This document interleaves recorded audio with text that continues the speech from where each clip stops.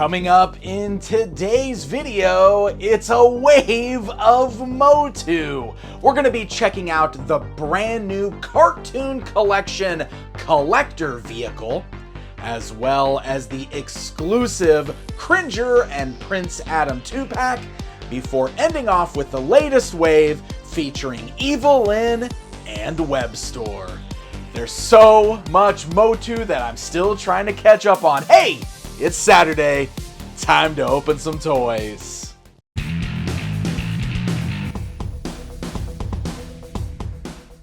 Hey guys, I am Pixel Dan. Thank you so much for joining me for another installment of my toy review show. We're gonna dive in and check out a lot of Masters of the Universe today, with the theme being Cartoon Collection. We're still rolling right along with the new Cartoon Collection line, giving us some new toys inspired by the original Filmation animated series. And one of the big releases this year, which was a surprise to many of us, and one I've been so excited to finally check out, is the first ever vehicle of the collector. Let's check it out. The box that the collector vehicle comes in is absolutely impressive. Like, I'm just so surprised that we got such a beautiful detailed box with this amazing artwork on there. I feel like vehicles typically do get like the window boxes. This is a fully enclosed box that just has this gorgeous artwork on here featuring the collector ship as well as several characters all over the front of the box there. You've got Man-at-Arms, you've got Battle Cat, you can see the collector with Skeletor inside grabbing onto He-Man, and then above Castle Grayskull, the Talon Fighter and some Sky Sleds are flying into battle. It is absolutely amazing. And then the sides of the box, I feel like have some fun little teases. Like on one side of the box, you can see Imp hiding in the trees watching the action, and on the other side, you can see She-Ra flying in on Swiftwind to help save the day. I really like seeing this Princess of Power stuff, and with her anniversary coming up, I feel like this is a teaser for something. The back of the box will just show you the actual figure standing around the vehicle in a beautiful diorama there. And then at the top of the box, you also get to see all the different features of it, the way it opens up, the way it can grab onto figures.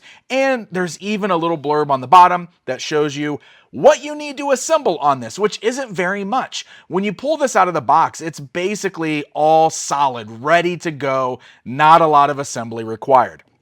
The only things that you really have to attach here are those two little spiked fins on the back of the ship. And those are like one-time assembly pieces, so they clip into place and then they're very sturdy and it's ready to go. When you open it up, you'll find a little baggie that contains the little blast effects, and then that's it. You're ready to play with this thing. So here's our fully assembled collector vehicle, and this thing, man, I am seriously impressed with the size of this ship.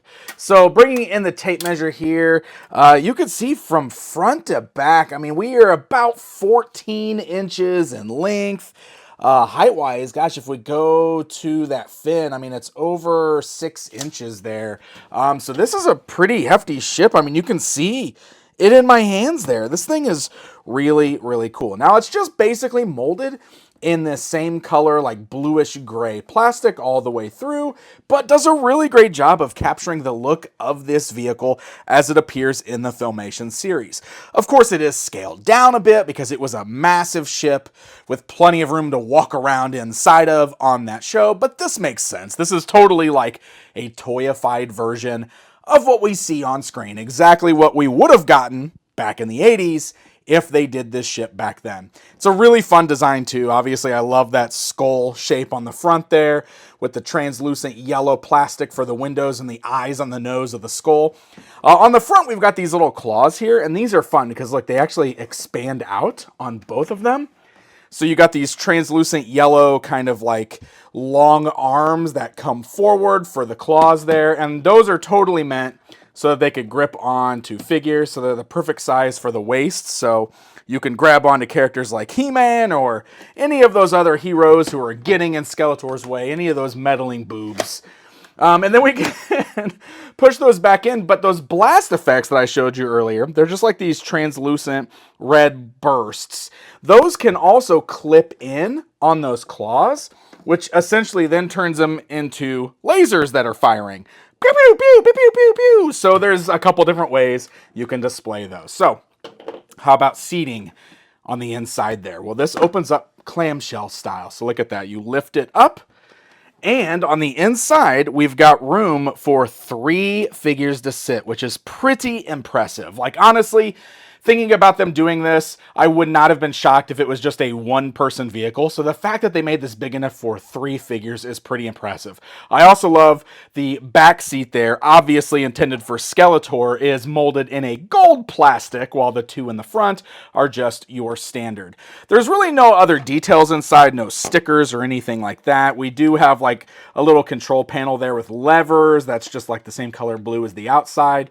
And we do also have like the steering stick there. That actually is articulated. You can bend that around. But then we've just got our 3 seats there. So let's set some figures on the inside so you can see what that looks like. Here, we'll put Cartoon Collection Trapjaw in there. We'll put Merman here. We'll have Merman actually gripping on to the controls there. Merman can drive today. So you can see what our figures look like sitting in those seats. And then we'll go and put Skeletor in the back, of course, to sit in this gold chair. This is pretty cool, too. If you look right there in front, let me see if I can get it. I should have showed you this before I put all the guys in there. But right here in front of Skeletor, there's this little, what looks to be a holster of some sort, which is clearly intended for the Havoc staff because it clips in there perfect. How cool is that? You can clip the Havoc staff in there, and now we can have Skeletor sitting there behind his minions, ordering them to track down He-Man, that boob, so that we can stop him. Really fun stuff. And then close the lid, which shuts down perfect. It clamps shut, and now we've got 3 of our evil warriors inside of the ship. This thing is fantastic. I mean, like, seriously, what a great toy. Super toyetic. I guarantee I would have loved this thing as a kid. Just the fact that it's big enough to hold all those figures. It's also very sturdy, solid plastic, which is something else I really appreciate because vehicles, you know, these days, there's a lot of times we get those really soft plastics. I will say that MOTU hasn't really had that problem. A lot of the Origin stuff has been very solid feeling, and this definitely feels that way. Now, if there's one thing that I would consider a complaint here, is there's one accessory that I think should have been included, and that is a flight stand. Now, they did include the flight stand hole on the bottom. Most of the ships in this line have had this hole on the bottom for flight stand pegs, and we got some flight stands with some of the other vehicles like the Wind Raider, which is what this one is right here. Stridor came with one, the Sky Sled came with one. So if you have one of these laying around, it's worth noting that it does clip into the bottom, as you would expect, and then you can position this on a flight stand. Now that Wind Raider one that I'm using there is a bit on the small side, but it's still working. And obviously, this is the way I think most of us would want to display this on our shelf to make it look like it's in flight.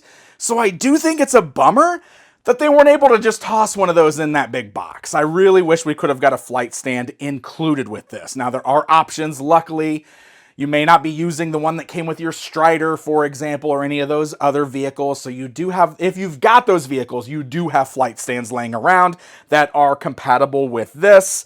But this particular ship seems like a no-brainer to have just included one because it's a flying ship. But otherwise, aside from that, I think this is a fantastic toy. I'm so happy that they made this. Super fun, and highly recommend grabbing this one, especially if you are a fan of the Filmation series, because you no doubt saw this getting used all the time in that show. It's really awesome finally having a toy of one of those very iconic vehicles that we saw so often in the original animated series. But with that in mind, this next item is also one that is so long overdue. Let's dive in and check out Prince Adam and Cringer. So Prince Adam and Cringer come in a window box, and it's gorgeous. I love this. Again, beautiful artwork on here, but we do have a full window that shows both figures inside the box in their entirety with the Cartoon Collection logo sticker right on the front. But if you look at that flap up above, it's this gorgeous painted artwork of Prince Adam being lazy, hanging out with his best friend Cringer in a beautiful lush forest. It is awesome. I also love in the background how you can see the bad guys kind of like spying on Prince Adam there. I think it's a really fun touch, but it's gorgeous artwork on this box. The sides also offer some fun little pieces of hints maybe, or just, nods to the cool cartoon series. I love how on the one side, just like on the collector box, you can see Imp spying as if he's spying on things for Hordak. I really do think we're teasing some She-Ra stuff on the horizon. And then the back of the box, we've got Prince Adam and Cringer at the beginning of their transformation, standing in front of Castle Grayskull. Amazing packaging. Love to see it continue with this beautiful artwork. I gotta tell you guys, looking at this right now, opened up, sitting on my table, I am so excited that this exists.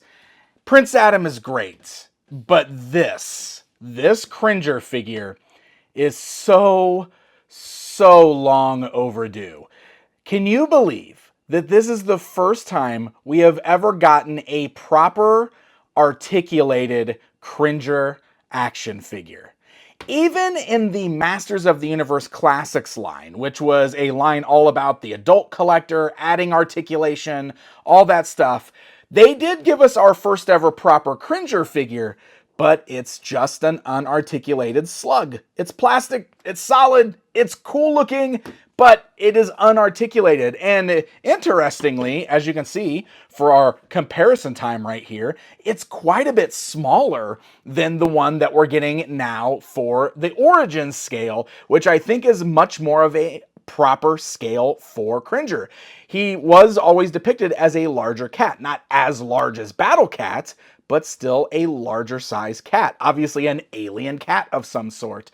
And I just love the facials there on that. Now, this Cringer does come with an interchangeable head, which we can pop on here in just a bit, but it's really interesting looking at these two side by side, just right out the gate here. In the original toy line, when we were kids, when we were reenacting what we saw in the cartoon, basically we just took the armor and the helmet off of our Battle Cat, and that's what we had for Cringer. Even though that wasn't technically Cringer, that was just Battle Cat with his armor off, because that existed before Cringer existed in the cartoon. So here we are, finally, after all these years, with a proper Cringer action figure, and it feels good. And he looks pretty great. I love that terrified look on this particular face right here. And again, I showed you, it's a ball jointed head, so you can easily pop that off and replace it with the extra head that is included, which looks a little less terrified, right? Not quite with the open mouth or anything like that, a little less expressive, but still very cool looking. I think he's awesome. So the articulation on this goes as follows. He actually has this joint right here in his torso, this ball joint there. So you can kind of roll his mid-torso all the way around there. The tail, of course, is articulated. And then the legs, you can see, those are also ball jointed there. So they can kind of go outwards. They can move forwards and backwards very nicely. You got swivels at the knees. You got bends at the knees. Of course, you got the second joint on those cat legs there. And then the ankles also can rock side to side, as well as have that hinge joint there.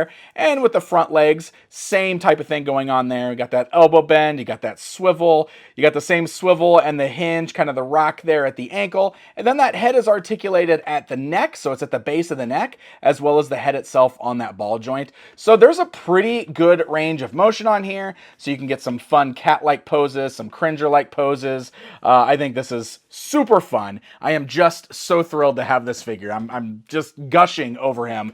I do want to show him next to the MOTU Origins version of Battle Cat, so you can see the size difference between those. And I am crossing my fingers and hoping that we're going to get a proper Filmation style Battle Cat here in Cartoon Collection, hopefully with some articulation like Cringer has. Like, look, Cringer is far better articulated than Origins Battle Cat. That's one of my biggest gripes about that Battle Cat, is the lack of articulation at the ankle, so he doesn't stand very good. So I would love to get a Cartoon Collection Battle Cat that looks a little bit more Filmation appropriate. I think that would be just so rad. So of course we also do quickly have to take a look at Prince Adam here, which is very cool looking, rocking his fashionable hot pink, I guess it's not hot pink, but his pink vest, his lavender tights, his purple boots and furry underwear. You gotta love the fashion choices of this prince. Like, he is rocking those colors and he is proud of it.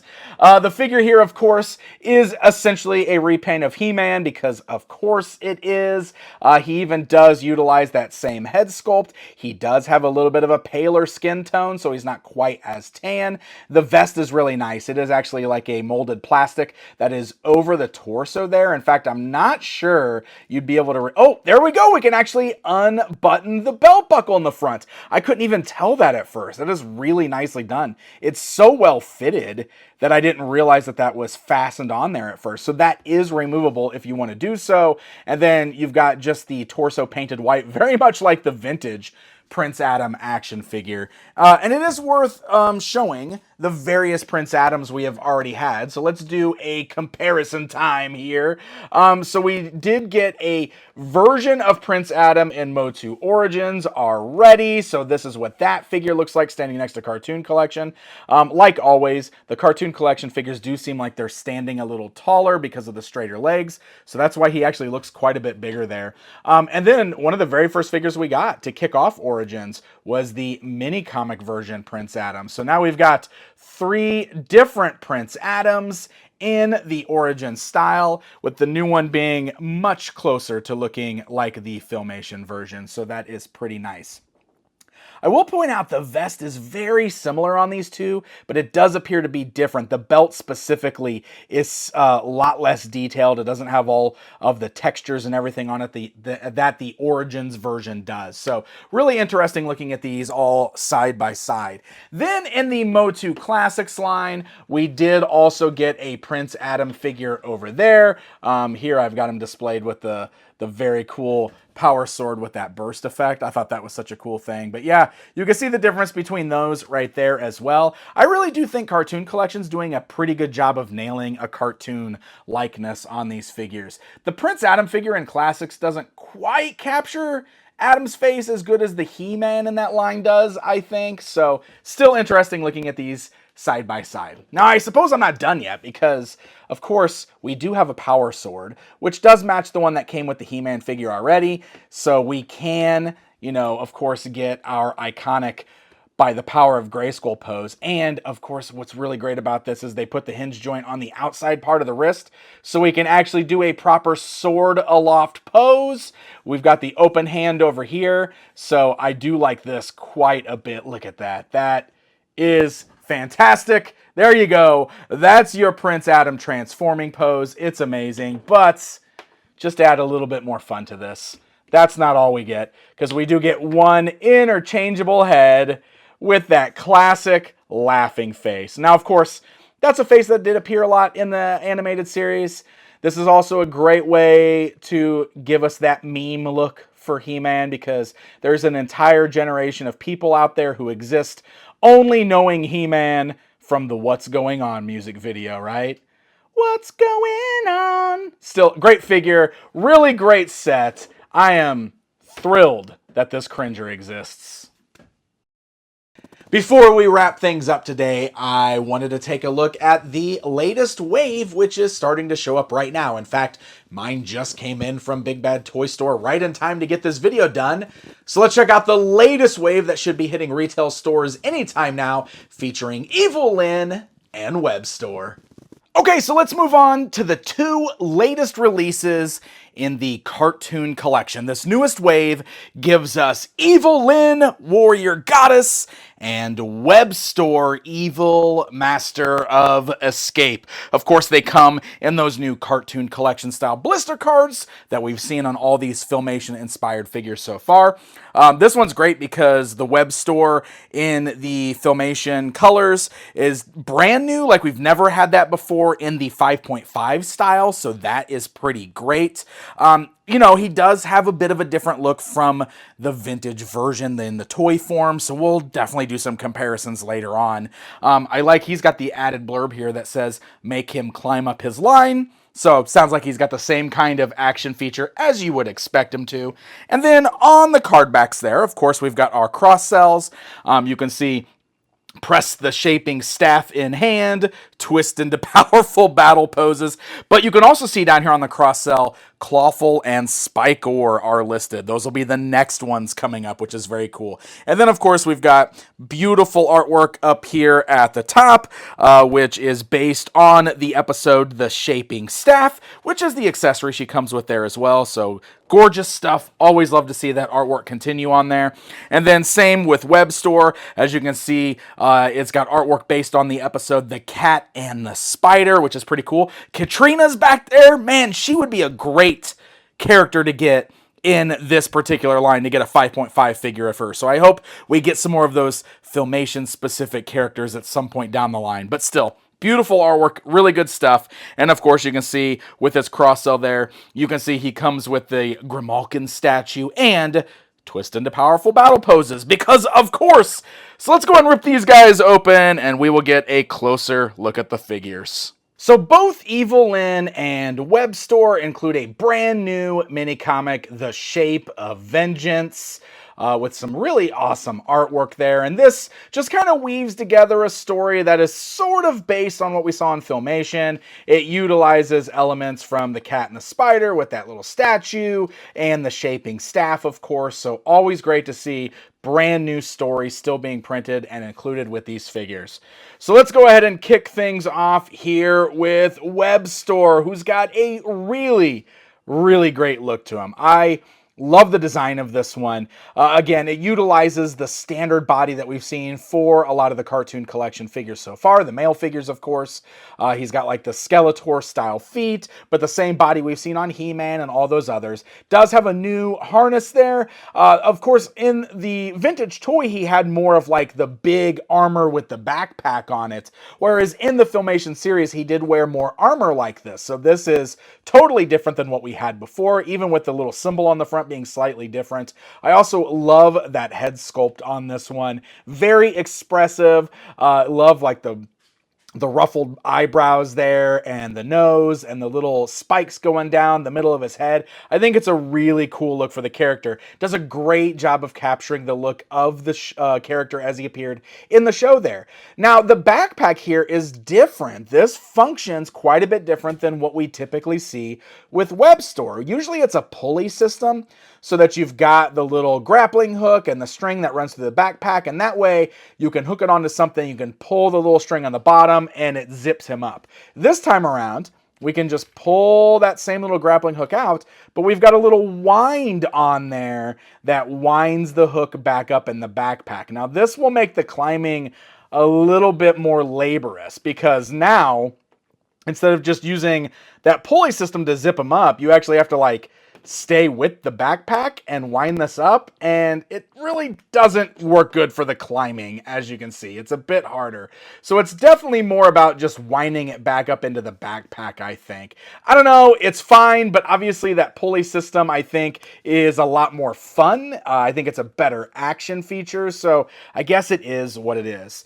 Aside from that grappling hook, we do have that little Filmation episode specific accessory, which is one of the things. All of these figures come with something from the Filmation series. This one from The Cat and the Spider, so he's got that great little statue there, which has never been made as a toy before, so that is pretty cool and something neat that you can have the figure grapple onto. Now, articulation and everything is the same as you would expect from the rest of the cartoon collection. He still retains all of the swappable parts, so you could still pop all of those pieces out of socket and everything. You can do some part swapping if that's something that you want to do. And one more thing we've, of course, got to do It's comparison time, just to show you the difference between what the toy version of Webstor looks like versus the cartoon version. Of course, the toy version has a bit of a creepier look to his face overall, while the Filmation version definitely makes everybody look a little goofier, I guess. I don't know if goofier is the right word, but definitely more animated. There we go. Got much more of an animated look to him. You can see they're very similar in design, but still very different at the same time, which is kind of the key for the Filmation look for these characters. And that is going to bring us to this brand new cartoon collection version of Evil-Lyn. And I will say that this is a beautiful looking action figure.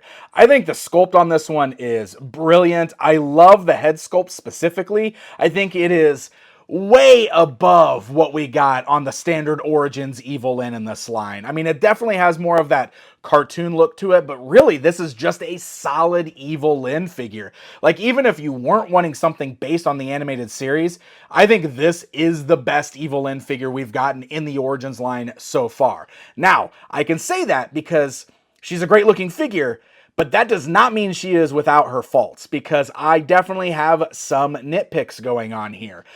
First of all, as I mentioned when this figure was revealed, I still think her skin tone is a bit too yellow.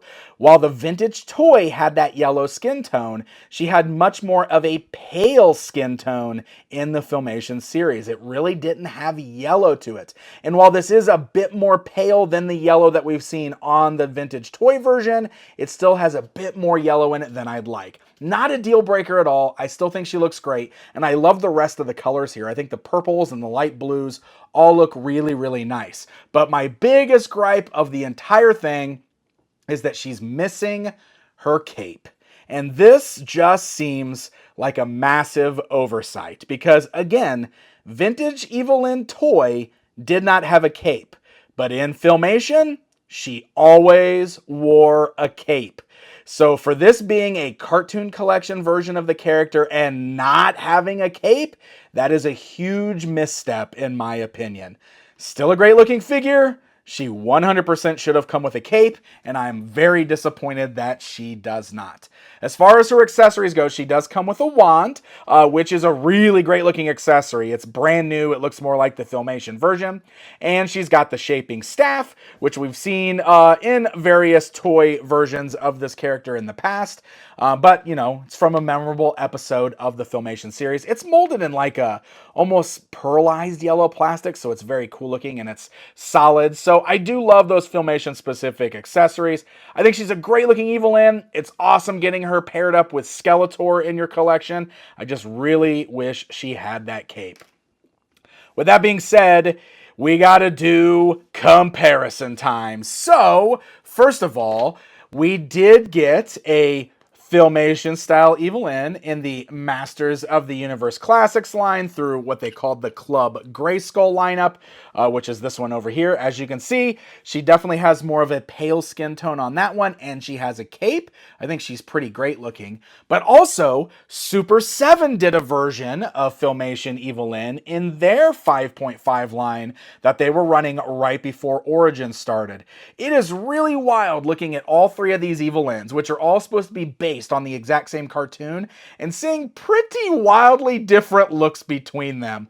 I think they all did a pretty good job of capturing the outfit there, but even the colors are vastly different between all three versions. And the other two versions got the cape right and the skin tone much more close to the cartoon, in my opinion, than this current Mattel version. So very interesting looking at this. Here's something I'm curious about. I wonder, can I take the cape?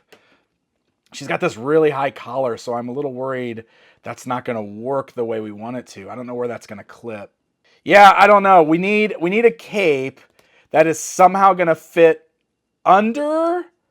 Maybe I could put it under this thing. So this is a bit of a rubbery plastic, so you can kind of bend it up, but it doesn't clip on there great. But this is what we need. We need something to give her a cape. So I'm assuming some fan out there is going to come up with some solution, and that would be really, really cool to see. But man, I can't believe you guys missed this, Mattel. Since I talked about this a lot, I do want to show this comparison too, because I do think it's very important to show. Now, this toy version MOTU Origins Evil-Lyn came out like at the very beginning of the Origins line. And I really do think that they've come a long way with like the sculpts and designs of these figures. But this is what I was talking about. Like this new Cartoon Collection Evil-Lyn is so much more of a beautiful overall sculpt for the character than this version, specifically in the face. I think she's absolutely gorgeous. So really great Evil-Lyn figure. Really glad she exists. I just wish there were a few things they could have got a little closer to the source material. So there you go, my friends, a whole heaping helping of Cartoon Collection Masters of the Universe figures. I really hope you guys enjoyed today's video. All of this stuff, I believe, is retail, although I do think maybe the Cringer set could be an online exclusive. But regardless, I was able to order everything you saw in today's video at BigBadToyStore.com, so definitely check that out if you are into buying things online. I know some of you guys like to find these things at retail. So I don't know if the collector will be showing up on retail shelves. I know that in my neck of the woods, Masters of the Universe is like dried up in most of the stores. Most of my Walmarts no longer have a section for it, and I do still find things at Target. I have found Cartoon Collection figures there, but they seem to get them much later than my orders coming in through Big Bad Toy Store. So for me, the online ordering thing has been what has been working best. So definitely check that out if you are still on the hunt for these. Thank you guys so very much for joining me every weekend for one of these videos. I really appreciate you. If you enjoyed this video, leave me a comment down below. Let me know what you think of these toys. Let me know if you've got them and you enjoy them, or if you have similar gripes or nitpicks or different opinions than I do. It's all good. Let me know about it. Hit that like button and don't forget to subscribe, because we'll have more of these all the time. And San Diego Comic-Con's coming up, so you know we're about to do some toy coverage coming up in a matter of weeks. Thank you guys so very much for watching, and until next time, my friends.